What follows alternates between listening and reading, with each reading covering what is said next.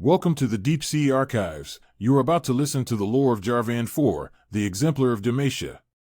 Soon after King Jarvan III's coronation, he addressed the people of Demacia. Even though there were still many foes beyond the borders of their proud kingdom, several of the noble families had begun to feud with one another, some even raising private militias to seek the favor of their new king. This would not stand. Jarvan would not allow such dangerous rivalries to develop, and declared his intention to end the feuding by marriage. His bride, the Lady Catherine, was much beloved by the people, and courtly gossip had long held that the two shared some secret fondness for one another. The bells of the great city rang for a day and a night in celebration, and by year's end came the announcement that the royal couple were expecting their first son. But all joy was forgotten when Catherine died in childbirth. The infant, named for his father's line, was declared heir apparent to the throne of Demacia. Torn between grief and elation, Jarvan III swore never to take another wife, and that all his hopes and dreams for the kingdom's future would live on in his son. With no memory of his mother, the young Prince Jarvan was raised at court, groomed and guarded every moment of his life. The king insisted that he receive the finest Demacian education, learning from an early age the moral value of charity, the solemn burden of duty, and the honor of a life spent in service to one's people. As he grew, he was also introduced to the history and politics of Valoran by his father's seneschal, Xian. Hailing from distant Ionia, this loyal protector taught the prince about the world's more spiritual philosophies, as well as the myriad arts of war. During his military training, Prince Jarvan found himself facing a brash youth of the Crown Guard family named Garin. The two were of similar age, and became a quick pair. Jarvan admired Garin's sheer determination and fortitude, and Garin looked up to the prince's tactical instincts. When Jarvan came of age, his father rewarded him with the honorary rank of general. While it was not necessarily expected that the heir to the throne would take to the field of battle, Jarvan was determined to prove himself, with or without the king's blessing. The lands beyond the Argent Mountains had long been contested by the Empire of Noxus, creating an almost lawless frontier where foreign reavers and warring tribes threatened many of Demacia's allies.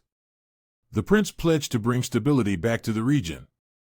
His great-grandfather had been slain by a foul Noxian brute many years ago, in the first clashes between their nations in the south.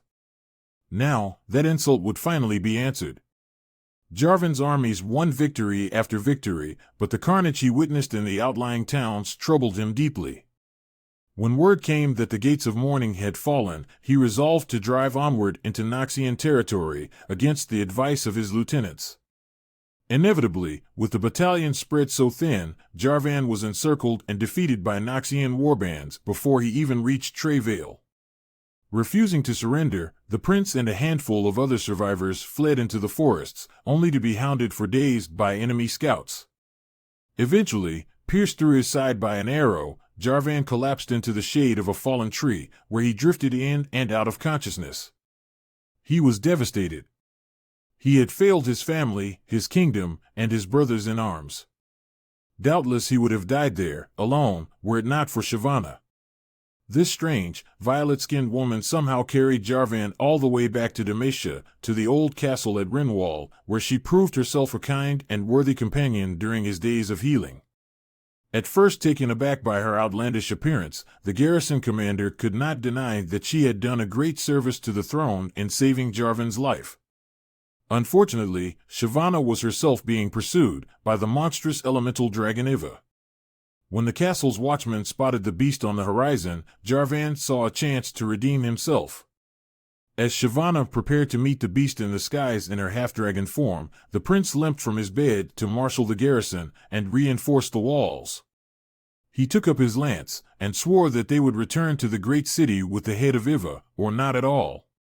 The battle was swift and deadly. When his men were driven in fear from their posts, it was Jarvan who rallied them. When they were wounded, it was Jarvan who directed healers to their aid. The fell creature was slain by Shyvana, but it was the prince's leadership that had held the line. In that moment, Jarvan saw the true strength of the Demacian people, standing together as one in defense of their homeland, no matter their differences or misgivings. He promised Shyvana that she would always have a place among his guard, if she so chose. With the dragon's skull in tow, Jarvan journeyed to his father's court in triumph, Shyvana at his side. Though the king was overcome with emotion at his son's return, some of the gathered nobles quietly questioned the wisdom of allowing such a creature to stand with the prince, let alone serve as one of his protectors. Even so, Jarvan resumed his position within the military, also playing a key role in stately matters beyond the defense of the realm. With his friend Garen now sword captain of the elite Dauntless Vanguard, and Shyvana and the Renwall veterans training other border garrisons, the prince felt assured that Demacia could answer any emergent threat. But the kingdom itself was changing. The Mage-Seeker Order had gained support among the noble families, leading to widespread imprisonment of anyone in Demacia possessing magical talents. Fear of persecution quickly gave way to resentment, and finally rebellion. When mages attacked the great city, Jarvan was distraught to discover that his father, the king, had been killed. Although the prince's political stance toward mages has hardened significantly since then, he has yet to fully allay concerns over his suitability to rule. As such, he has taken the counsel of many prominent nobles, including Garen's aunt, High Marshal Tiana Crownguard, and pledged to heed their wisdom and experience in the days ahead.